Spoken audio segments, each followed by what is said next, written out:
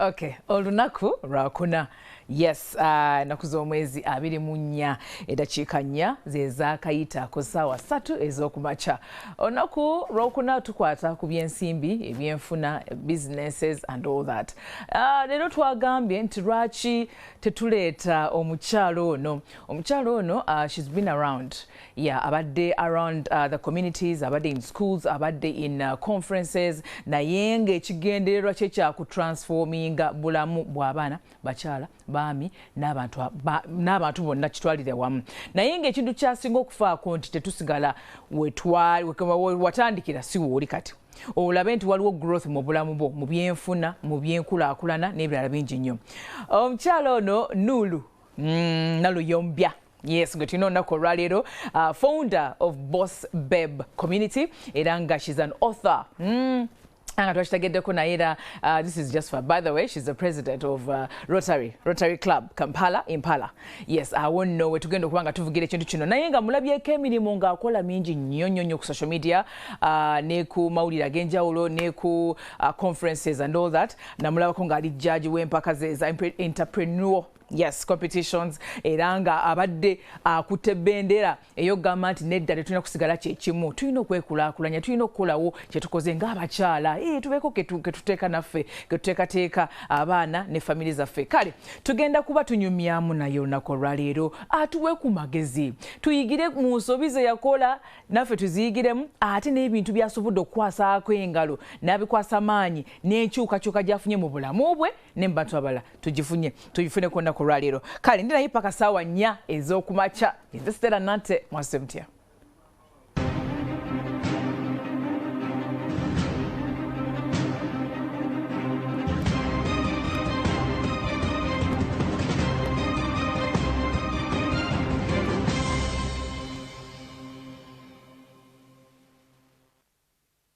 Alright, baniriza nnyo mu kitundu kyaffe ekigenda okuba nga kye kisookera ddala omukyalo ono w'amaanyi nnyo mu bulamu, first of all obwa community ne mu ggwanga nga Uganda. Abantu basinkanyeko n'abo bayogedde nabo kugamba tebalina omu gw'alese mabega. Kiyite mwana, kiyite maama, taata, brother, senga jajja mwenna kyekyo kye tugenda okwogera ku nnaku olwaleero kye bakwatako. Butabo nalabye akatabo ke yawandiikako around, I don't know, after COVID maybe. It was called Teen Go Girl. Era nga bino bindoza byali bigayidinga abaana enkyukakyuka ze bayitamu. Yes, no bagayiding ati kino kitegeeza bwe kiti weehandolinga bwoti ne bwoti mu bulamu, decisions zino z'olina okukola ne bwotyo. Waliwo n'akatabo akalala, of course tujja kuba nga tukwogerako maaso eyo era nga nakagenda kalonkinga. Kale katuyingire mu mulamu ogwaleero. Omulamwa gwe tugenda okuba nga twogerako ensobi ze tukola mu byenfuna, mu byensimbi, oba tuziyite ki financial mistakes, ate era tutunule ne financial abuse. Abakyala ab'omumaka, abakyala kati nga ffe abali corporate, abakyala omuntu wa wansi, ffenna on all levels of life tugenda kuba tubatunuulira engeri gy'osobola okikwasaganyamuko. Nolo nze nyanya kuyita Boss Babe wano nga tunyumya. Byennyumidde nnyo. I don't know how you came up with it. You're very smart. Oh, thank you, my dear. Thank you so much. And nice meeting you. Nsanyusa okulaba. Yes. Ndijo okulaba ku TV, but kirungi okulaba mu face. Usually bw'olaba omuntu live, yes, they look better. Babeera bafaanana bulungi nnyo okusinga abo balaba ku TV. So Amina. It's been good meeting you. Yes. Amina. Mashallah. Mashallah. You're very smart. Kakala adono balonze kalungi nnyo era nga tukwaniza nnyo mu studio zaffe. Twagambye ne tutunulamu. Tugamba nti Boss Babe ono ye yeetaaga okuhandling ensonga zino era you are the perfect match. N'abantu badde bakusabye nga bangi nnyo, tukwaniriza nnyo ku Mwasuze Mutya. Amina. Kakati ekintu kino, because nayegadde era okubuuza wali nga tondagenda ku mpewo, kugamba interest yavaawa mu buyimpimpi abantu bategeere wekitandikira. Kale. So abatulaba amanya gange nga bwe babagambye Nulu Naluyombya era nga nze founder of Boss Babe Community, ne mpandise n'ekitabo bakiyita Boss Babe Money Book. So bambuziza kyava ku ki lwaki njagala nnyo okwogera ku bino ebintu bya ssente naddala mu bakyala nti kyatuukawo mu 2021 twali twakava bit mu covid awo nesanga nga obulamu bwange bwonna bu breaking it down like all aspects of my life. Yes, ku mulimu nali nkola but okukola nga yes ogenda just for the money passion tekaliwo, of course you're doing your best, oli omukozi omugwe benyumirizaamu naye nga wesindika buli kumacha wesundika. Yes, so nga ne ssente bazimpa Ugandan standards zali ssente simbi naye nga siziraba ngoberamu ne ka stress ako nti oli stressed buli mwezi oli stressed ne ssente ssente ziriwa. Yes, ekyo kimu. Ekirala nali nakavaako okuzaala like maybe 1 year nga ntaddeko that baby fat nga really esteem yange okwekkiririzaamu kugenze wansi sikyeyagala kweraba bwe neetunulya nga mbobona ani simumanyi simutegeera. Yes, ekirala nali naakayingira my 30s and my 30s so I think nali nfunyemu a bit of crisis because nze bwe nali ng'omuto nali nga mmanyi nti wenaba ntutise mu 30s nga I've figured out life nga ebintu bitambula bulungi. So now I've entered my 30s ebintu nga tebitambula bulungi. What is happening? Then the other one, relationship generally was also challenging. It had its issues. So it felt like my world was closing up on me. You've described a typical Ugandan right now. You know, you get enough febanjinyo.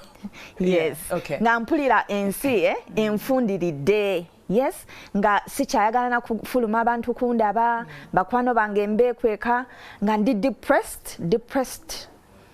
Omunyika vuba. Oli depressed depressed. So byebyo. Yes. So lumu ntambula mu nyumba. Yes. Nenekwata amaso ganegekwata ne mirror. And somehow I had a voice nga nebuuza naye Nuru wabachi. Yes, like what happened to you, like how did you end up here, watuuka otya wano ate nga bwogambye before this I've always been omuntu like I've always tried to make better decisions for myself ngezaako okubeera nga nkola nnyo nga nina ebirooto. Yes, so lwaki natuuka wano. So anyway nensalawo nti you know what njagala kukyusa bulamu bwange. Yeah, I believe it's not too late. Yes, I could be in my 30s but it's not late. So anyway I started a journey. Eyo journey nenjita mu mutwe gwange nagamba manyi njagala beera boss babe. Yabeera nga boss babe like nga superstar. I want to live a good life. I want to impact lives. Njagala kukyusa obulamu bw'abantu. Njagala kutambula amawanga. Like I want a good life. Saga beera stressed na ssente buli kaseera pressure ssente. And then ekirala kyambadde sigambye I have a daughter. So whenever I looked at my daughter ngangamba no, she needs better. Ate nze nali nkula nakulira mu challenging situation, so I wanted better for her. I didn't want her to go through the same. So ebyo byonna ebintu byandeetera making that decision ti njagala kukyusa. So anyway what I started with okugezaako losing weight. Losing a bit of weight, netandika okweyagala n'okwefaako. Omanyi bwe weefaako self-love. It shows. You start loving yourself. Otandika okweyagala ka confidence ne katandika okukomawo. Yes, sikyatya abantu ku meeting abantu. Yeah. So when namala ekyo netandika financial journey. So netandika kati okola courses financial management, okusoma ebitabo financial management, wendabeka conference even on YouTube. So I just ngenda deep more financial management. So when I did that, nengenda on my TikTok, I put Nuru Boss Babe. So I started sharing benalimpitamu, my thoughts, and ladies connected with that information. I know. Yes, never following ngabajamu inbox yange bangama banange, you've helped us, I was going through this. So it felt like a community. Yes, nemba creating a course. When I sharing ebintu ebimu bye nali nsomye abantu ne bajoininga course eyo we bajoininga so netukola WhatsApp group ne baweranga abantu 10. In my mind I'm like obakati what do I do with but with time we got an idea nti we save money together, we buy land and subdivide buli omu afune plot of land. So I shared the idea with the ladies, and the ladies were open to it. Okay, of course, hey, let's send our money now. Me, I want to organize things, things with systems. So we got to organize. We registered our constitution. Netugula bulungi bank account. Sibya kumpereza sente za mweno. We have a bank account. We have a committee. Yeah. So in 2024, twasaving a Ssente era guno mwaka ku 9th March netugaba out land titles. So we gave out over 140 land titles to 85 ladies. So that is now the Boss Babe community. Oh, that is the Boss Babe community. Bakyala bano benalabye nga bakute certificates abo. Actually, see certificates. Those are land titles. Those are, oh yes. Those are land titles. She's talking the truth. Oh wow. Yeah. So that means so tewe impacting a week na Latino bakwatako in your journey. Ate watukira okukyogerako ng'owonye nga you have healed completely. I've healed, but I believe as in the journey, yes.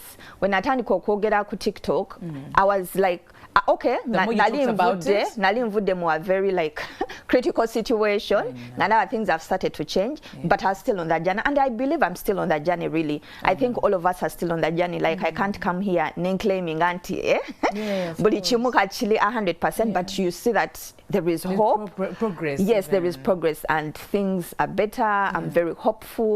I have big ideas. Yes. You're glowing, my friend. I wish you guys see her face to face. But anyway, I thank God for the impact both in your life and in the community and also in Uganda as a whole. And soon, like the whole world, of course, will know of the Boss Babe community, my friend. Financial mistakes and then financial abuse. To work ku difference. Difference yes. Okay. So ebimu ku bintu ebitumakinga abakyala to not really okwadvancinga kuba tulina potential nyingi naye ebintu ebimu ebitulema okwadvancinga especially okuba ne ssente tulina potential naye what is happening lwaki tulina ssente lwaki tulina investments waliwo mistakes zetukola ng'abakyala waliwo also to experiencing a financial abuse. So financial abuse chechi. Tuulira nnyo nga batugamba ku domestic violence, physical abuse, emotional abuse. So ebyo byokka bye boogerako, nti okukuba emotionally. Naye waliyo ne financial abuse nti omuntu ayinza okwabusinga financially. Yes? So financially mu bikolwa bye. So mbikolwa bye okucontrollinga so that you don't advance financially. Okay, so financial abuse is by another person, and it could be your spouse, it could even be your relatives, it could even be your friends. Yes. Then financial mistakes, there's no mistakes they took without knowing, and basically maybe we don't know or how we've been socialized. Socialized in teen. Kati bwetuba tukula abakyala n'abaami. Society tugamba ebintu byanjawulo. Nokugeza. Society tugamba ebintu byanjawulo nti omulenzi bajja mugamba olina okukola. Olumala okusoma, maybe funa omulimu bakola business, gula properties. Naye omukyala bamugamba ki? Fumbirwa. Exactly. That is the message, which is not a bad message, but it's different programming. So kitegeeza ffe tukula tetupayinga nnyo attention ku bintu bya ssente. Because okulomanyi namala school maybe njafuna omusajja wange ampase angulire ennyumba abanzimbire ennyumba andabirire. Yes. Oba ne bwemba nja kukola because of course these days ogenda kusomera ng'ojja kukola. Ne bw'oba okola support y'omwana. Yes. Ne bw'oba okola omanyi so usually bw'otandika okukola obeera mu soft life. Indeed. Obeera mu soft life, the latest shoes, the wigs, which is not bad, but we forget also to know investinga. So you'll find omusajja n'omuwala they are the same age. Naye ng'oli advances there and properties are developing because that is the mindset. So mistake is so canty and we don't blame ourselves. We blame society. Nti society it socializing obutalowooza nnyo ku bya ssente until later on ng'okuze kati maybe olinga 40 years or 50 years nozuukuka. Actually ekitabo, that's why ekitabo kyange kita wake up call nti zuukuka kati teweebaka. Yes. Yeah. So later on, that's when you wake up and realize, na yeah, nuru nkoze gino emyaka. What is there? Chiche nina mumanya ganga wa chiche ndagawo. Chiche ndagawo. So first mistake is nti tetu focusing nnyo ku bya ssente. Yes. We tetu paying attention. We just live through life just like that. You toina plan ya 5 years from now. Bichi byenjagala okubanga investing zemu. Bwemba nina business wawe njagala. Tulowoleza wano. Yeah? Usually. Yes. Because no setting and go won't obutono nga kangeze short term goals like in a week or 5 days, and then mid term goals and long term. But gatubirabanga, it's okay tomorrow, maybe tujalaba, you know, and then also tukulira mu bulamu buno also whereby you being given. Yes, yes. Mommy or boyfriend, husband over. Yes. Because that means that you're getting a lazy. Exactly. To get comfortable. You get comfortable. By the time you remember. Yes. Okay. Yes. Mr. Kshenda Jetulokula. Okay. Yes. So Mr. Kendala is tetwe investing amu mu bwongo bwaffe. Okay. Yes, nga bwe nkugambye nti tutera nnyo okuinvestinga mu liabilities. Liabilities bye bino ebintu ebitwala ssente naye nga teri ssuubi nti zijja komawo in any way. Yes. Naye bwo investment ekintu kyoteekamu ssente nti kijja komawo. Kati nga amagezi go. Bw'oyiga okumanaginga ssente z'obulungi kitegeeza okay bwe mba nfuna omusaala oba gwa million 2 oba million 3 nenzimanaginga bulungi kitegeeza omwezi we gunaggwako nja kuba nina kye nninawo kye nsobola kati okuteeka mu kirala.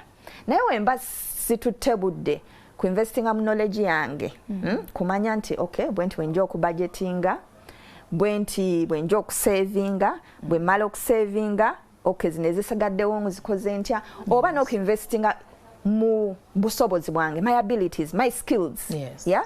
Nti tetwe investing amatejukira you are your number 1 greatest asset. I know. Yes. So you know kwe investing amuntu bwemba mfuna million 2 how should I invest in myself? Kati ntandika okufuna million 3. How should I invest myself? Ntandika okufuna million 5. So ku investinga mu gwengo omuntu. Exactly. Yes. Okay, tuweyengeringa zizo 2 3. Yes, so inokusooka okwe investing so when njogera investment tegeza ki magezi go. Okay.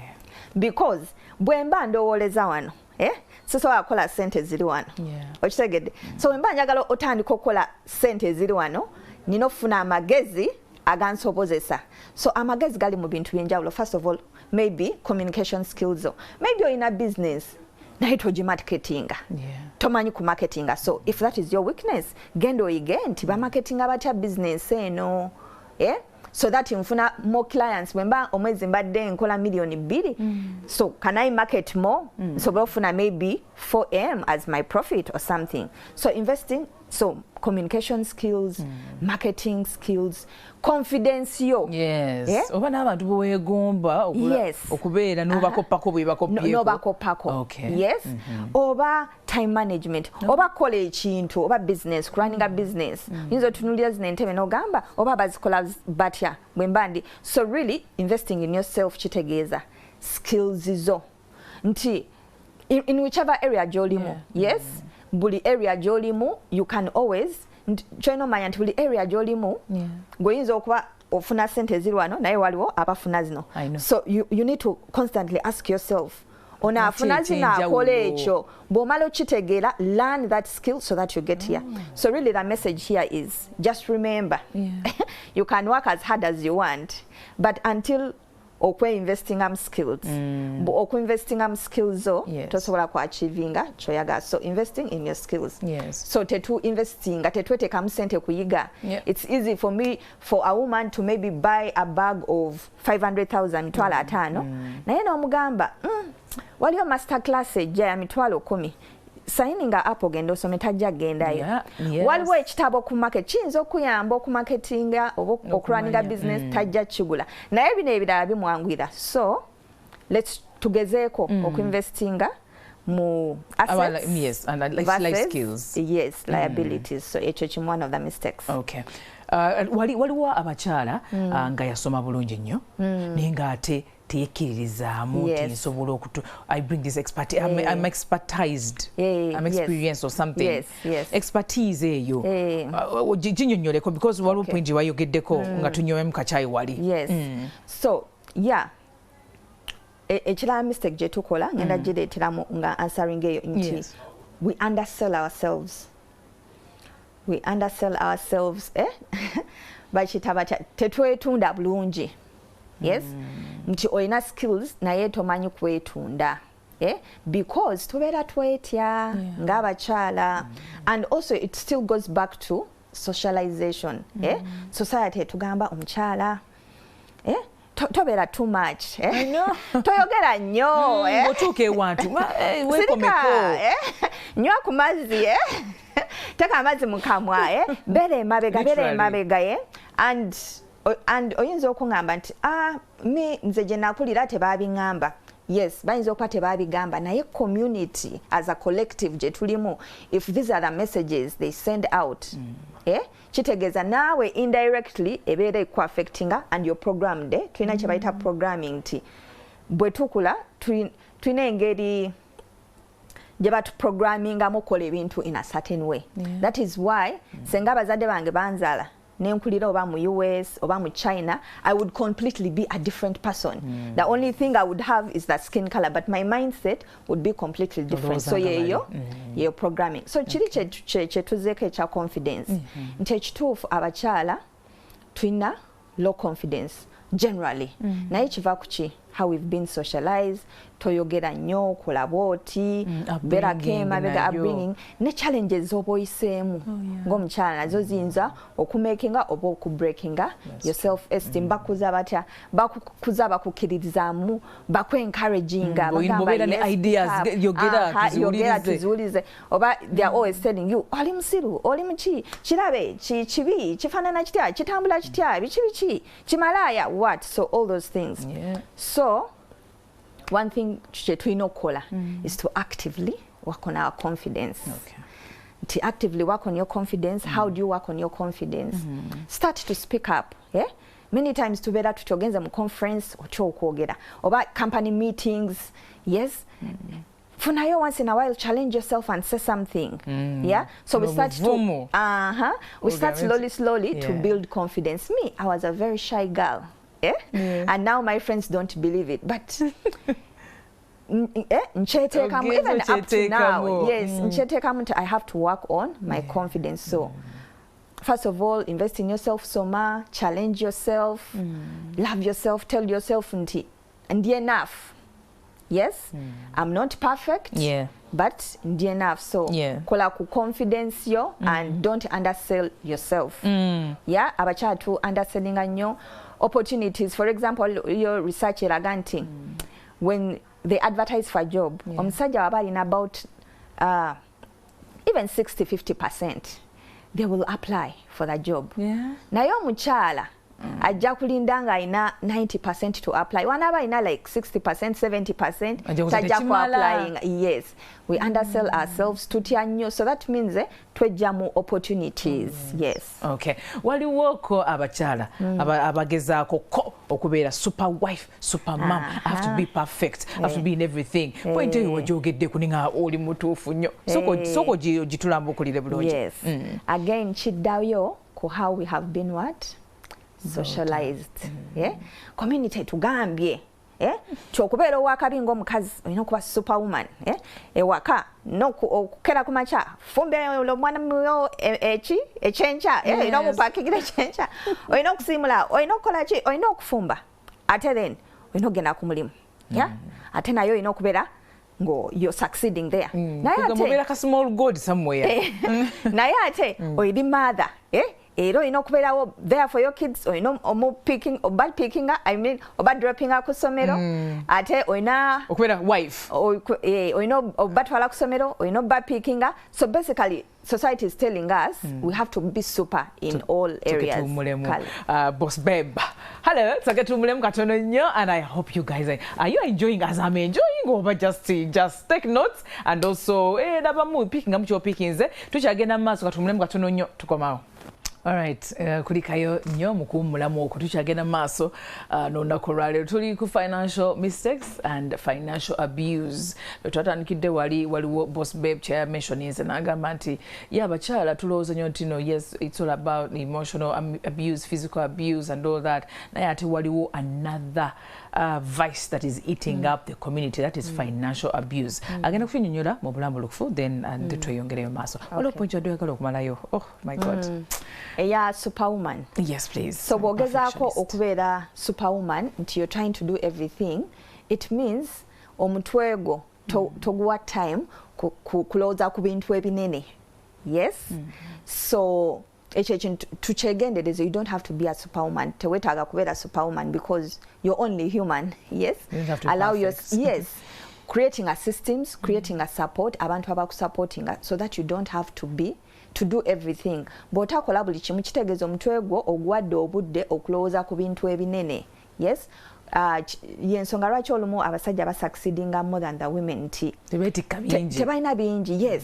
So you're only mainly thinking about business, thinking about work, so you easily advance kye tutalina abakyala. So funa systems ezikusupportinga. Okay. Kale. Financial abuse. So financial abuse, webale kibuuza. Financial abuse kye kintu kye tutatera kuwulira.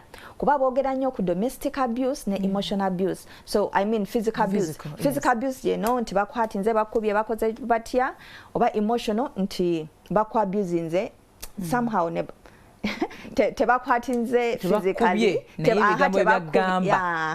yes bikwa affectinze. Kati yo financial abuse ejjawo etya, ejjawo nti omuntu balina ebintu bye bakola so that to advancing financially, tofuna ssente, tokola ssente, teweekulaakulanya ng'omukyala. So ate kisinga beerawo, so muganda wo oba bazadde bo basobola okuabusinga financially, naye kitera nnyo okubeera ku spouse wo, ku musajja wo oba ku mukyala wo. So this time mainly ku musajja. So biki ebintu byayinza okukola n'otegeera nti ono alabika financial abuse ono.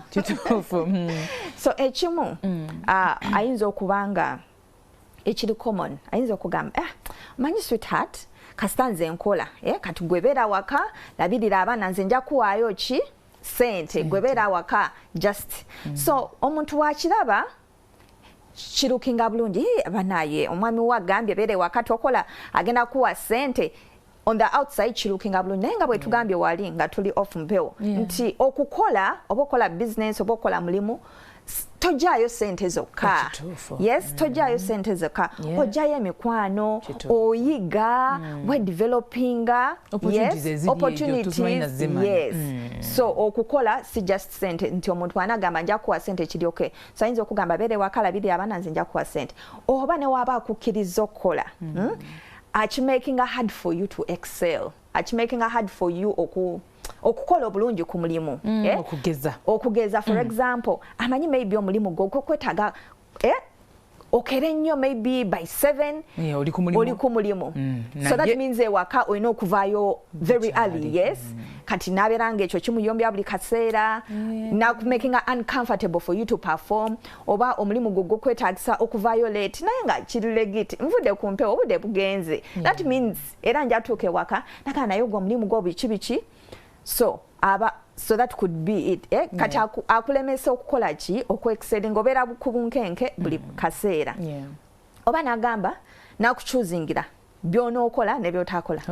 Nti munnange wonobono wabeera mbaka gano guno omulimu naguno tojja gikola, oba ojagala oba tojagala tojja gikola. Nagamba nze maybe nze nkwagala kale kola wano business nkwadde sente okola business. Exactly. Yes. Maybe tojagala business gye bakolede, maybe passion yo eri walala. So ogenda okola nga business ogikoze era nayo tesucceedinze. Okay. So omuntu aba akukugira byolina okukola ne byotalina kukola, that can be financial abuse.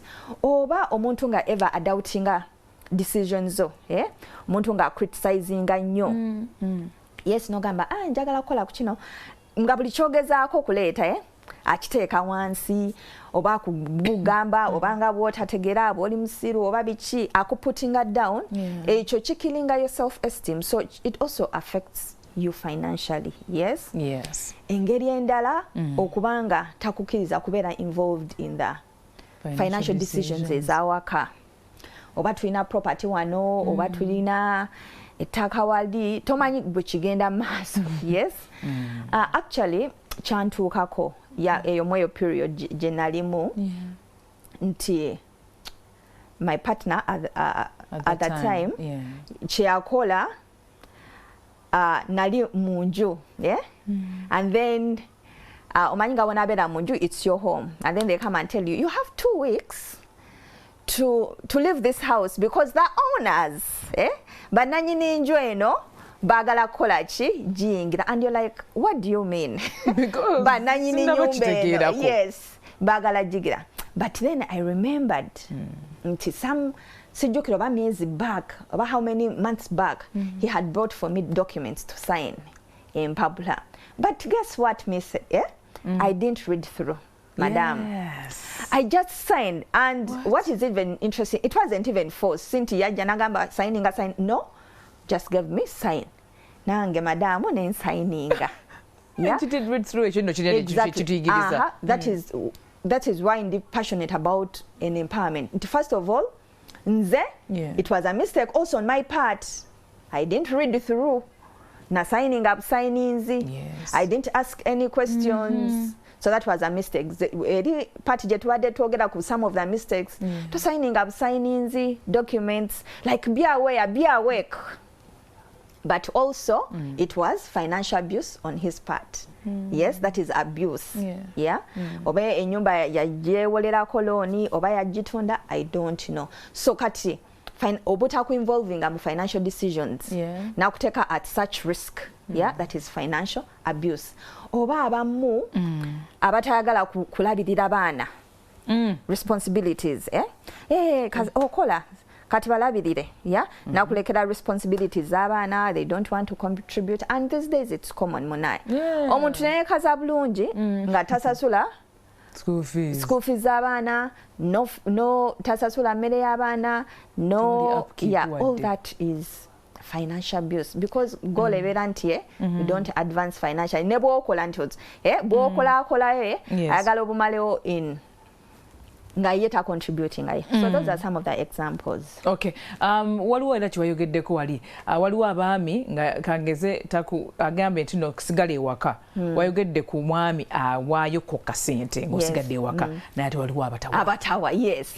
Nabo gye bali, yes. Kati oyo omukyalo oyo aba atayya nyigiriziddwa nnyo okusinziira. Ate actually abamu batandika bwe batyo nti nja kusasula. But along the way, nebagamba ate this time chabade chite this time, but you're right. Ntwaliwo abatakuwera ddala nga ye just beera waka. Labirira abaana, yes. Financial abuse. Okay. Bobango olina any questions? Then you can send to 0781277701. Bobanga olina ekibuuzo kyonna oba okuteesa. I think tujja kugenda maaso tulina akadde katono nnyo naye tulina okwogera katabaako naye katweyongereyoko. Waliwo omuntu eyabuuzizzaako kale gye siyataddewo pointer n'agamba nti no omwami we, yes, amukaka okay, amukaka okukola like business ye gy'atayagala kola. Okay. Passion ye yali mu kufumba and all that naye ate bamuguleyo boutique. Exactly. Yes. That is financial abuse. Can they shift somehow baveeyo? Nokuvaayo simanyi. It's a challenge, but the first step is omuntu okurealizinga nti, because the first step to dealing with any form of abuse realizing that actually abuse. So first step to jikoze nti yes, that is abuse, because when banjagala bya mmere byenina passion ate lwaki onkaka boutique. And the reason could be nti ebyemmere maybe ogenza ofumbye ku mukolo okomyewo, maybe mukomyewo saawa nnya nti omukolo gwawedde late sawa nya sawa tano. Naye ate boutique gw'osalawo when to open, when to close. So that could be the reason. So omukyala ayinza okuinvestigatinga n'omwami we ne boogera ne bagezaako okufindinga conclusion nagezaako mu explaining, but that is a hard one, because sometimes even when you talk to someone waba yasazeewo it's hard. So she has to figure out how to handle it. But what I have to say that yes, that could be abuse, financial abuse. Okay, efogabbi waliwo circle saving groups and everything for women. Nate nalabye ddala nga abagenda kutwala. Why do men give this excuse of bajja kukwanira ku mulimu, bajja kukwanira yeyo gy'olaga? Why is it like that? Era I don't know why it's like that. Naye bakikozesa nnyo. Nenga kina te effect ku bulamu bw'omukyala. Era na bino byonna bye bakola okugaana ogenda okukola they use that nti bajja kukwanirayo. But I think people should have a conversation of newaka bajja kukwanirayo if someone wanted to. So they should just have that trust. Yes. Okay.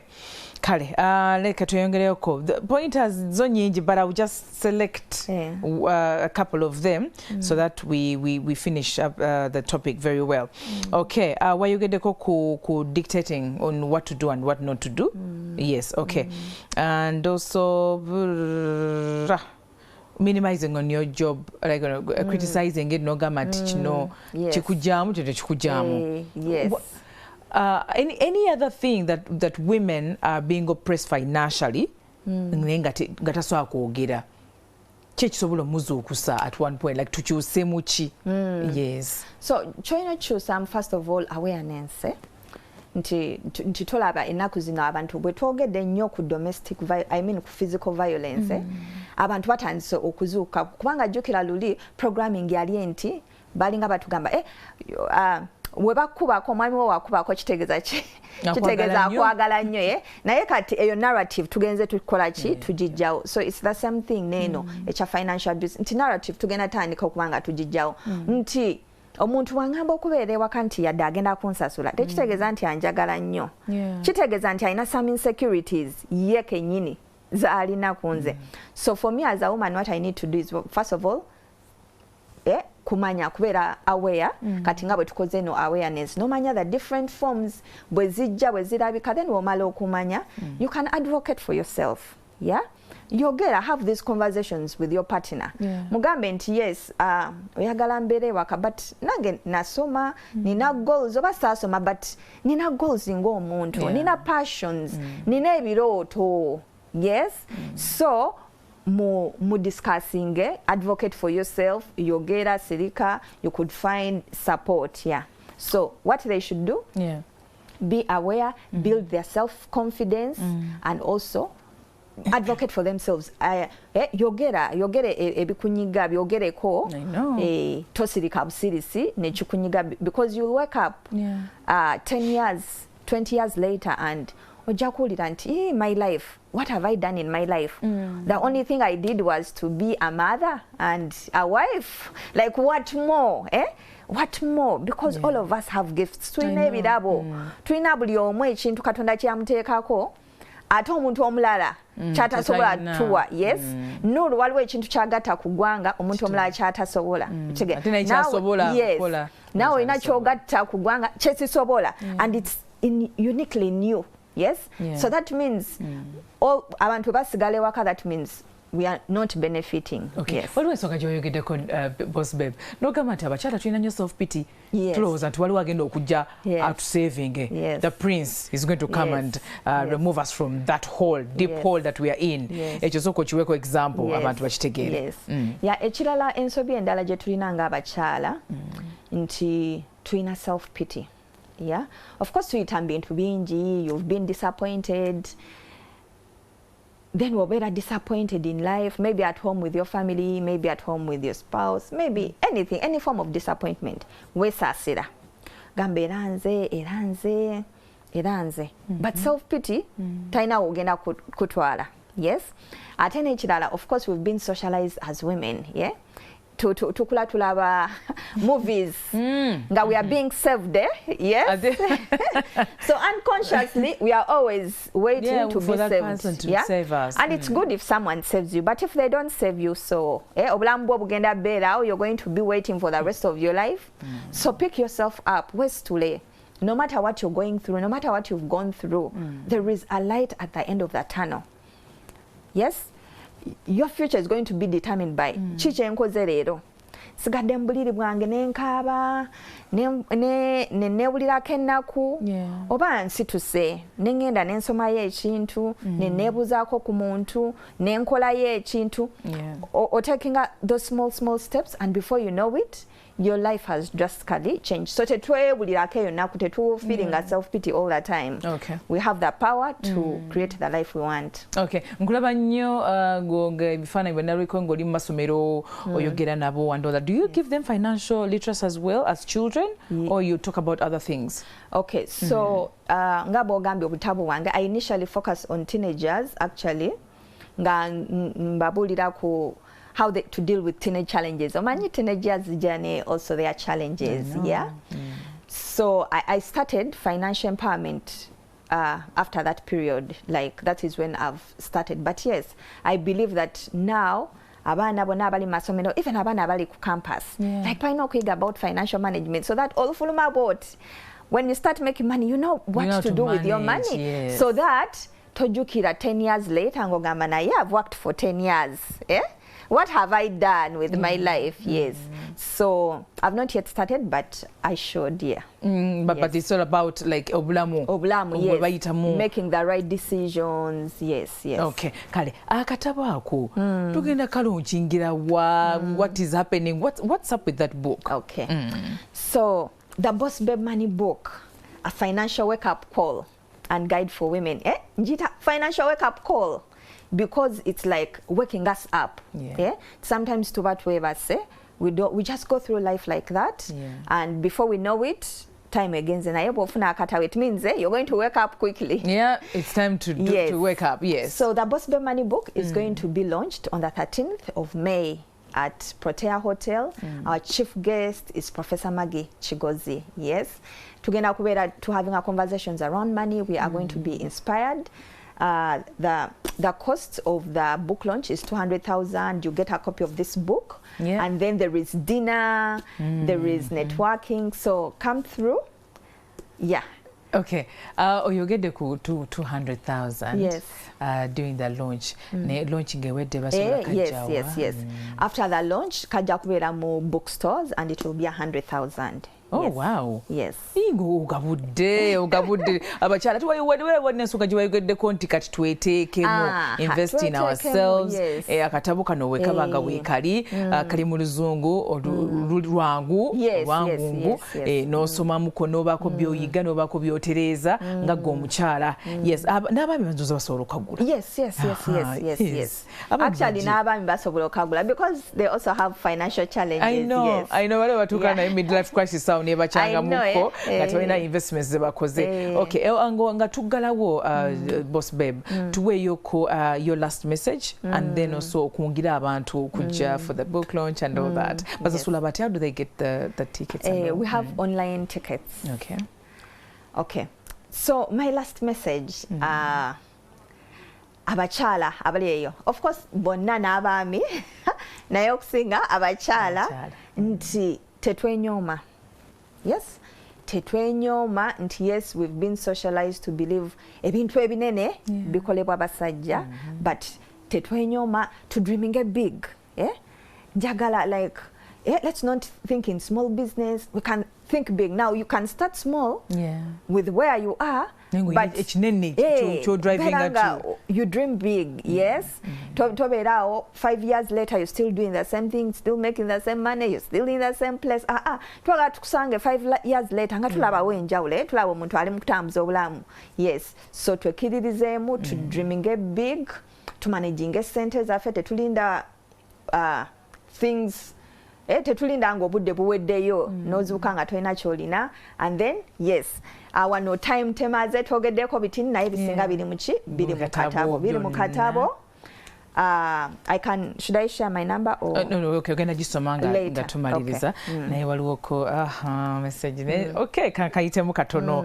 Hello dear, thank you for the show. Nze omusajja wange yaŋŋaana okukola. Whenever I talk about that, atabuka kati nakivaako nafuuka weewaka. Mukama yamanyi because amaka ngaagala. Oh dear, oyo mugamba kyoyo yakivaako. Yakivaako. Mukyala atugambye nti omwami yamugaana okukola, akyogeddeko emirundi mingi, yakivaako. So usually when I'm talking to people, sitera kubabulira kyakukola. Yes, they have a decision olina okugyekolera. Olina okwebuuza nti ogenda beerawo for the rest of your life. yes, and in the event nti ono omuntu taliiwo, yeah, in the event omuntu taliiwo, I mean maybe you've separated, maybe a food day, can you be able to take care of yourself and your children? Or life ends there. Yeah, or are you waiting for that nti nalaba ekyokola, and remember by that time do you want to start from zero? So chili so unfortunate, chili so unfortunate, tricky bit. Yeah. It's sad that I know okolachi okuchuzinga. I wish we could have both. You could have the maka and you could still work. Yes, because we are thinking about a time gono muntu. Okay, yes, lera inzo kwa buli chimu achukua, but in the event ntitaliwo, what happens? Okay. That's the question she needs to ask herself. Okay, mu seconds just ngazizo nga 10. Okay. Nyamba kuyogere ku living beyond our means and also caring too much about people's opinions about us. Yes. Nacho kiri tulimitinga. Abakyala tufaayo nnyo ku biki bye bagenda tulowoleza abantu abalala. Yes. Oyagala gezaako idea, but mu kyofo kyo gigezaako idea to see if it will work, ogamba ha banandaba batya, so ntera nnyo gamba abantu nti banandaba batya agenda kukeepinga ng'oli stuck.